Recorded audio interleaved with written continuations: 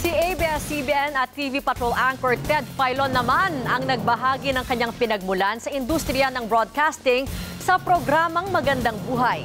Binalikan din ni Manong Ted ang trahedya ng bagyong Yolanda sa Leyte kasama ang mga producers ng TV Patrol.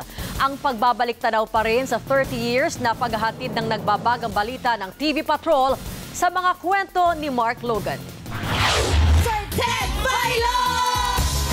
Lahat ay hoy, gising sa pormahang Malaliki Martin. It's Manong Ted Filon's turn na mag-share ng buhay-buhay sa Magandang Buhay. Kanyang pinagmulan ay hinimay bago narating ang tagumpay. Tulad ng ibang sumalang, hindi rin trabaho lang, may halo ring personalan. Dali lang, usapang tatay anak to. Di ba sabi mo may pasok ka, baon mo, balik mo sa akin. Maya-maya, medyo na nabasag ang tatag ng isang season na mamamahayag. Ikaw na. Nauwi naman ang senti mode sa tawag ng tanghalan. May sharing din ng natatanging recipe. Bistik Tagalog naman ng kanyang pasabog. Pagbabad ka pa ng wow. Sir Ted, pwede po ako makahingi, Sir Ted?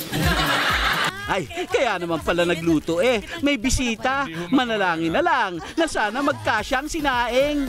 Binalikan ang trahedya ng bagyong Yolanda. Pabigat na pabigat yung barko. Baka nakuha na tayo.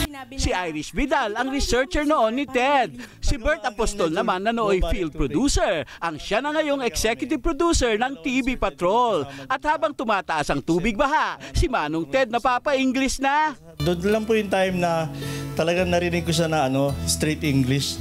Pagkakabadong-kabado na po, Sir Ted. Sabi niya, kid, we're gonna die here.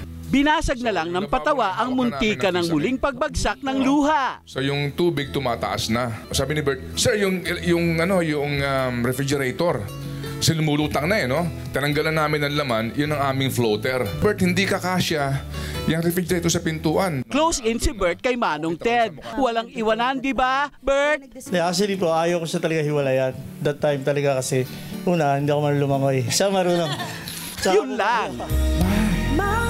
Endless Mark Logan. Si Mark Logan, ha? ABS-CBN.